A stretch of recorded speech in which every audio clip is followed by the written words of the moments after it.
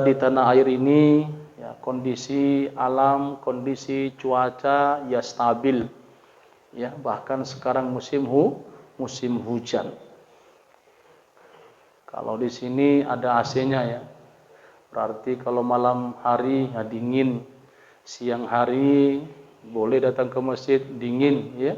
Bahkan kalau direndahkan ya untuk volume dinginnya, maka dinding-dinding juga bisa menjadi dingin. Namun dahulu para sahabat beliau alaihi salatu wasalam, ketika mereka berpuasa di bulan Ramadan, bahkan di antara mereka ada melindungi dirinya dari terik panas matahari dengan tangan mereka, atau dengan bahkan baju mereka dibuka agar kepala mereka terhindar dari terik panas matahari. Ya, karena dulu belum ada payung. Ya, sekarang ada badan, ada ya. Nah, sekarang kalau kita kepanasan ambil payung, alhamdulillah ya Allah, aku bisa berteduh di bawah di bawah payung. Inilah ya perjuangan dahulu Rasulullah sallallahu alaihi wasallam dan juga para sahabat beliau ketika menghadapi bulan Ramadan. Bulan Ramadan diwajibkan oleh Allah pada tahun kedua Hijriah. Setelah Nabi Muhammad sallallahu alaihi wasallam hijrah dari kota Makkah ke kota Madinah Al-Munawwarah, maka disitulah diwajibkannya puasa bulan Ramadan. Maka ketika ada pertanyaan, kenapa kita harus berpuasa di bulan Ramadan? Yang pertama itu adalah perintah Allah dan perintah Rasulullah sallallahu alaihi wasallam.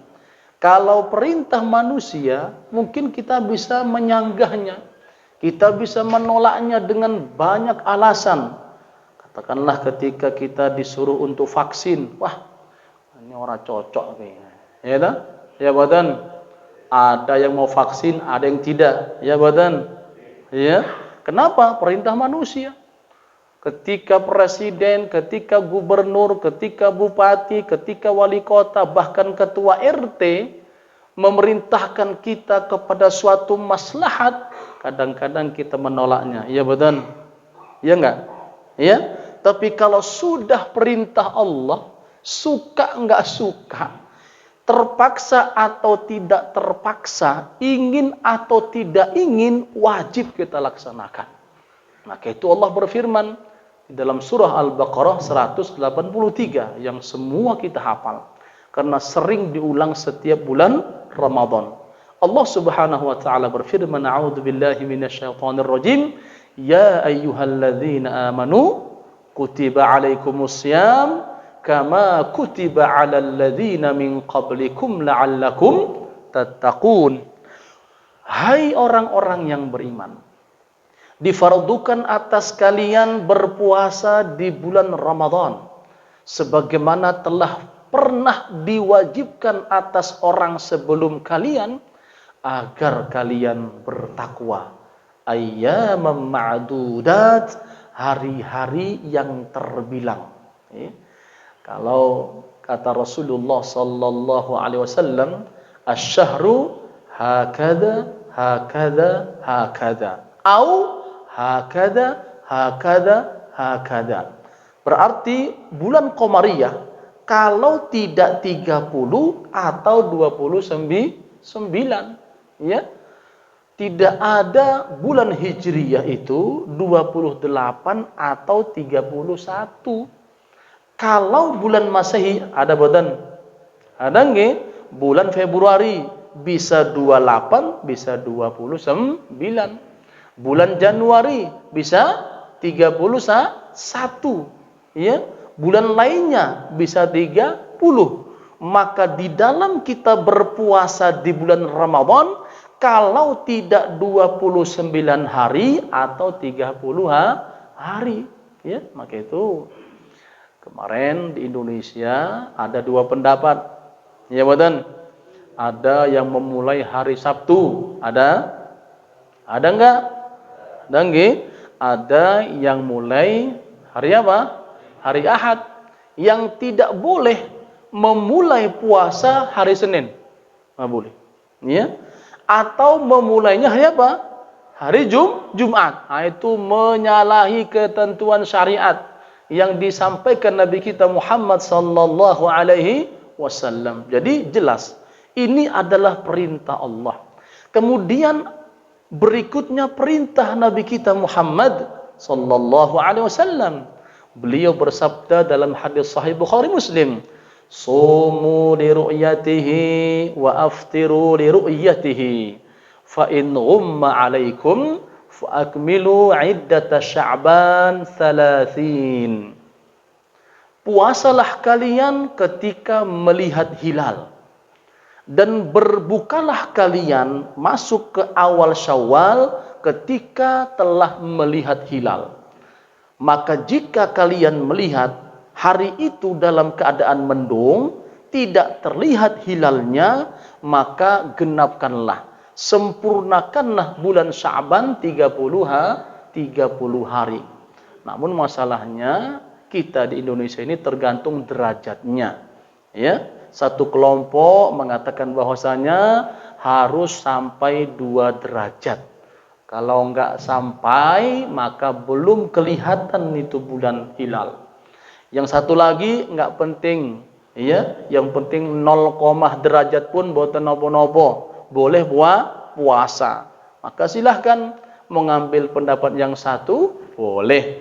Yang satu lagi, boleh. Yang tidak boleh, enggak puasa. Itu enggak boleh gue. Ya. Maka ini perintah Allah Subhanahu wa taala. Bapak Ibu yang dirahmati oleh Allah, kalau cara kita supaya ringan ini berpuasa, kita menanamkan keikhlasan di dalam hati kita supaya enggak berat. Ya.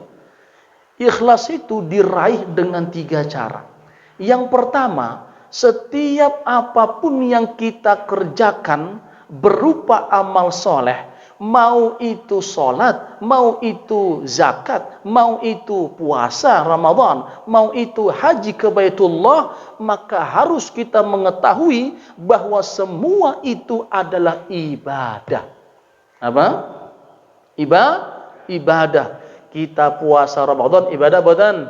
Ibadah. Mengeluarkan zakat, ibadah tidak? Ibadah. Ini. Kemudian haji ke Baitullah, ibadah tidak?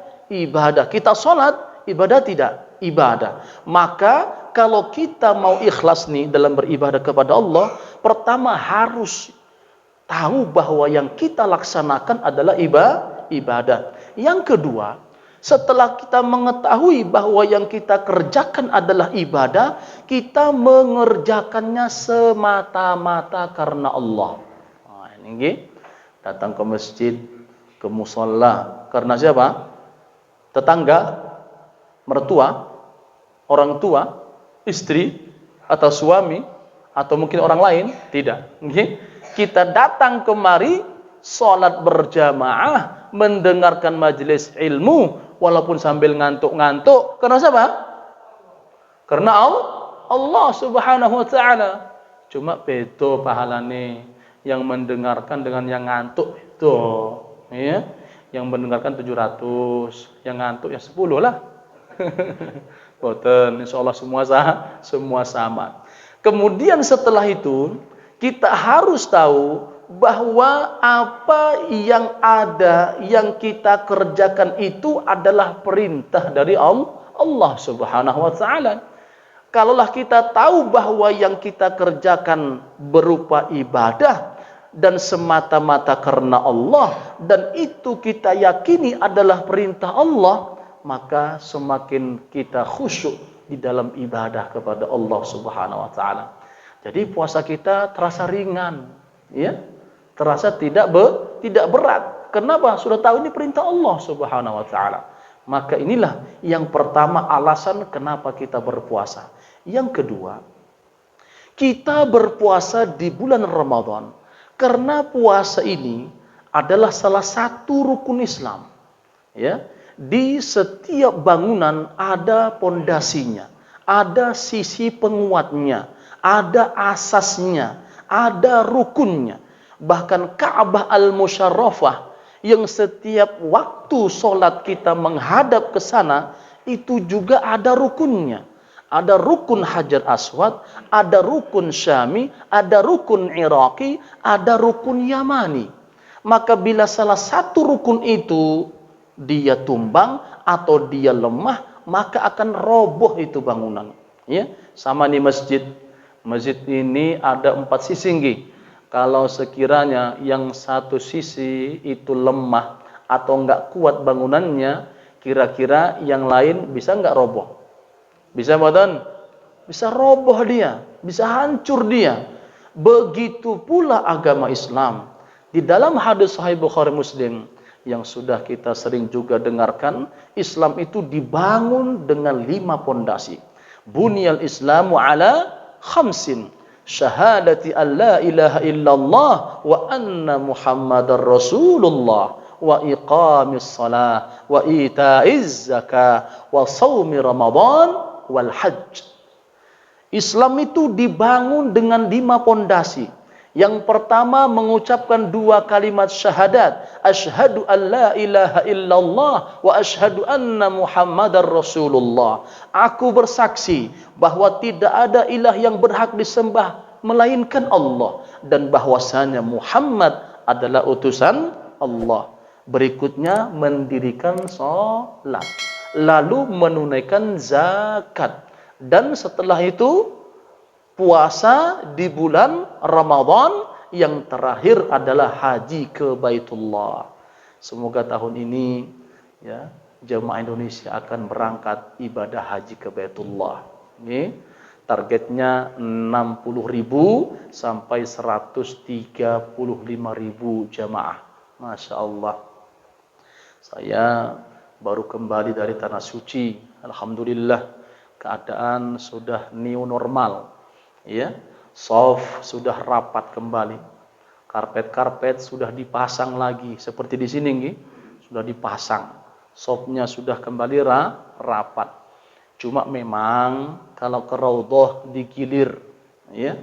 Bahkan kemarin sempat ibu-ibu belum ada jadwal untuk masuk ke raudhah. Jadi banyak ibu-ibu itu ketika ke Tanah Suci, ke Madinah, belum sempat ke raudhah. Gelo bahasanya nggih. Wah, aku datang jauh-jauh dari Indonesia, ya. Dari mana ini? Undung Gede nggih. Ya. Ternyata di sana enggak bisa ke raudhah. Wah, sedih. Banyak ibu-ibu yang nangis, nggih, dan dia beriktikad. Nanti aku ngumpul duit lagi, berangkat lagi ditanya. Bagus kuwi, ya. Kenapa? Itu takdir Allah Subhanahu wa taala. Jadi di sana sekarang kalau mau masuk ke raudhah harus ada izin, ada tasrihnya. Begitu pula kalau mau tawaf, mau melaksanakan ibadah umrah, tawaf sa'i tahallul juga harus pakai tasrih, ada izinnya. Berapa orang jumlahnya, dari travel mana, muasasah mana, harus terdaftar. Kalau tidak susah untuk masuk. Ya. Namun insya Allah nanti ketika bulan haji, semoga lebih lapang, lebih luang, dan dimudahkan oleh Allah Subhanahu wa ta'ala. Bagi Bapak Ibu yang sudah mendaftar, katakan Alhamdulillah.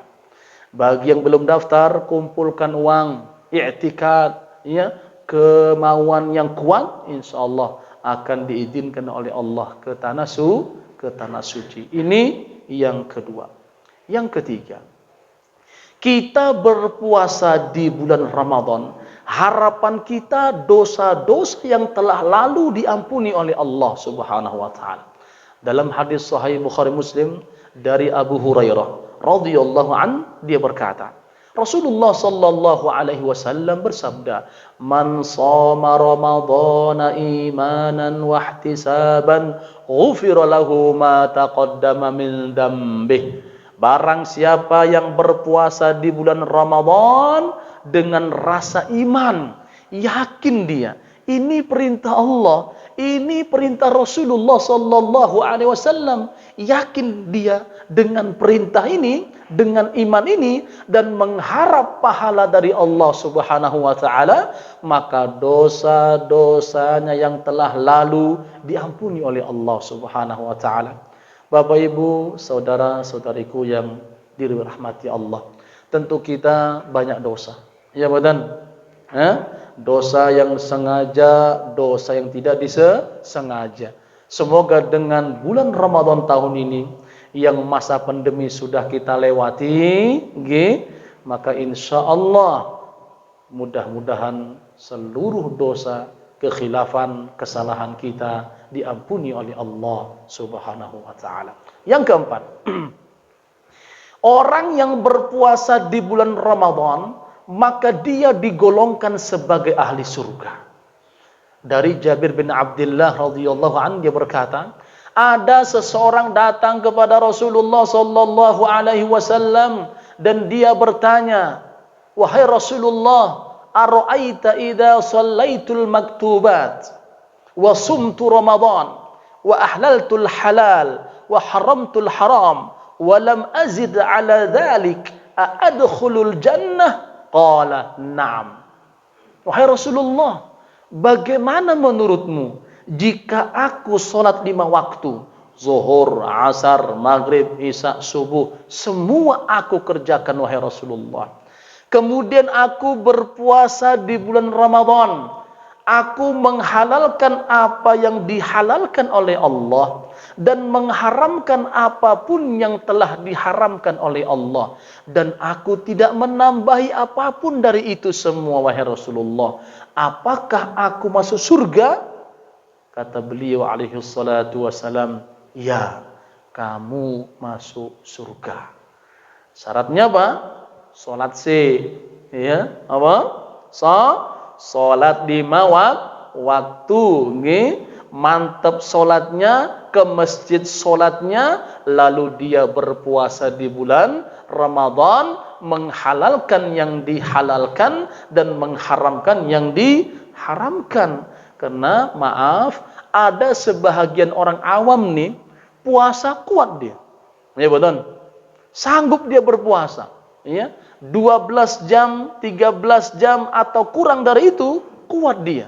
Namun ketika sholat, dipanggil dia hayya 'alas shalah, ngantuk, luwe katanya, lapar katanya. Ya, bahkan di waktu sholat, untuk menahan rasa laparnya, dia jalan-jalan ke sana kemari, dia berpuasa, namun dia tidak sholat. Na'udzubillah. Maka Bapak Ibu yang dirahmati oleh Allah, mari kita ramaikan bulan Ramadan ini dengan sholat berjamaah ke masjid. Jadi jelas nih, bahwa orang yang berpuasa di bulan Ramadan dijamin oleh Rasulullah masuk surga. Yang keberapa? Halo, yang kelima. Selalu ya, plus ngantuk ngono kuwi. Baik. Yang kelima, doa-doa orang yang berpuasa di bulan Ramadan dikabulkan oleh Allah Subhanahu wa taala. Allah berfirman dalam surah Al-Baqarah 186, A'udzu billahi minasy syaithanir rajim. Wa idza sa'alaka 'ibadi 'anni fa inni qarib. Ujibu da'watad da'i idza da'an. Dan apabila hamba-hambaku bertanya kepadamu wahai Muhammad tentang aku, katakan kepada mereka, sungguh aku sangat dekat. Dan apabila mereka berdoa kepadaku, niscaya doa-doa mereka akan aku kabulkan. Ya. Bahkan di dalam hadis Sahih Ahmad, banyak di antara hamba-hamba Allah di bulan Ramadan, doa mereka mustajabah, dikabulkan oleh Allah Subhanahu wa taala. Mungkin di antara kita ada yang ekonominya agak lemah, barangkali nggih berdoa di bulan ini, di bulan agung ini, di bulan yang penuh berkah ini, agar diperbanyak harta bendanya. Bagaimana doanya? Ini doa Rasulullah sallallahu alaihi wasallam. Allahumma aktsir mali wa waladi wa barik li fima a'taitani wa atil hayati ala ta'atika wa ahsin amali waghfir li. Hafal badan? Hah? Halo, hafal boten? Boten? Wes monggo. Diikutin nggih? Allahumma aktsir mali wa waladi wa barik li fima a'taitani wa atil hayati ala ta'atika wa ahsin amali waghfirli. Bagus tinggi doa supaya harta kita itu diperbanyak oleh Allah. Doa agar anak-anak kita, keturunan kita banyak. Kan enak tuh. Waktu nanti kita meninggal dunia, cucu kita 100 nggih. Kenapa itu? 100 semuanya hafal Al-Qur'an. Masya Allah. 100 anak cucu semuanya hafal hadis, ribuan hadis. Masya Allah. Ini sudah anaknya satu was membeling, ya, nggak pernah malah ke masjid, pengajian ngantuk terus, ya lah pripun, ya. Maka inilah yang kita harapkan. Pertama, agar Allah memperbanyak harta kita. Yang kedua, memperbanyak apa? Anak. Lalu kita minta diberkahi oleh Allah Subhanahu wa taala. Berikutnya kita mohon kepada Allah, ya Allah, panjangkan umurku di dalam ketaatan kepadamu. Nggih. Ya kadang-kadang kan kita ngucapin sama teman kita, saudara kita, anak kita, ya semoga panjang umur, ya badan. Ya, yang benar adalah semoga panjang umur di dalam ketaatan kepada Allah Subhanahu wa taala. Nggih. Sebutkan kepada temannya, wahai temanku, wahai saudaraku, wahai kerabatku, semoga engkau panjang umurmu di dalam ketaatan kepada Allah Subhanahu wa taala. Dan berikutnya, ya Allah, baguskanlah amalku. Karena banyak di antara kita amalnya belum bagus. Contoh, ketika sholat, ya, ada di sajadahnya gambar-gambar kui, ya, gambar masjid, gambar kubah, gambar menara, gambar bunga-bunga. Khusyuk boten? Khusyuk boten? Khusyuk nggih?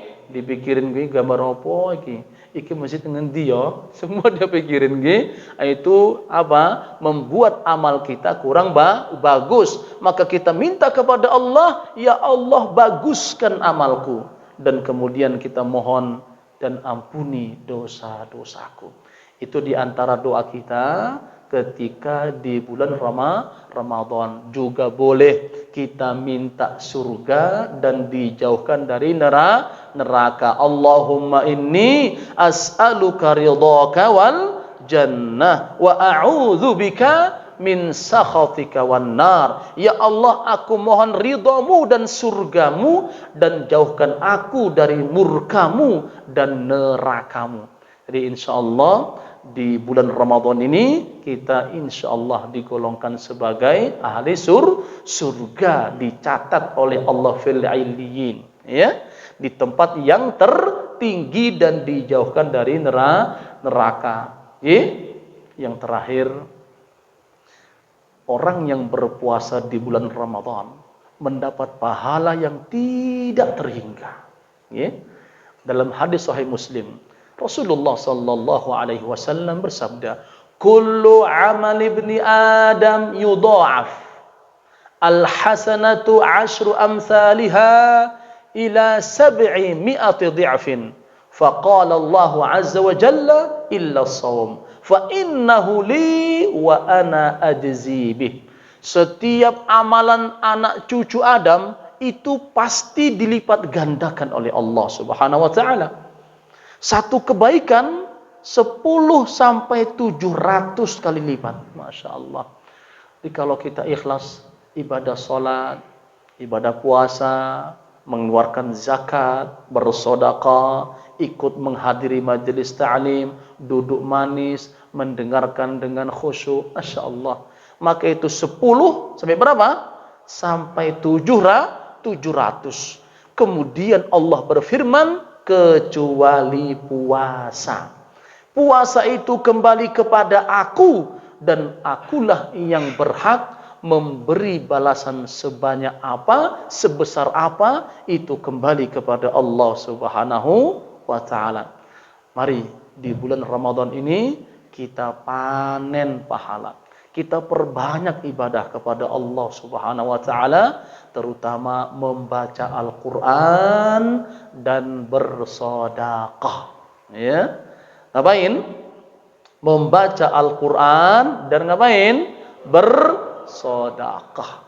Kalau mungkin di bulan lainnya 2000, rongeu, tambahlah. Jadi berapa? 5.000. Kalau hari biasanya 5.000, naiklah 10.000. Yang biasanya 20.000, naik jadi berapa? 50.000. Yang biasa 50.000 nih, pinten? 100.000. Kan enak tuh bendahara menghitungnya. 100. Kan enak toh? Ini ngitungnya 2000, 2000. Ini kapan 100-nya nih, ya? Nggak sampai-sampai. Akhirnya apa? 2000-an, ya. Kecuali di Masjid Darun Najah ini, Masya Allah, semua sedekahnya besar, banyak, 100.000-an. Kapan kui? Jambu. Insya Allah. Ini yang dapat kami sampaikan. Semoga bermanfaat dan terus ya istiqamah untuk meraih ridho Allah Subhanahu wa taala. Semoga Allah Subhanahu wa taala menerima amal soleh kita di bulan Ramadan tahun ini dan lebih baik, lebih kita sempurnakan dari tahun-tahun yang telah lalu.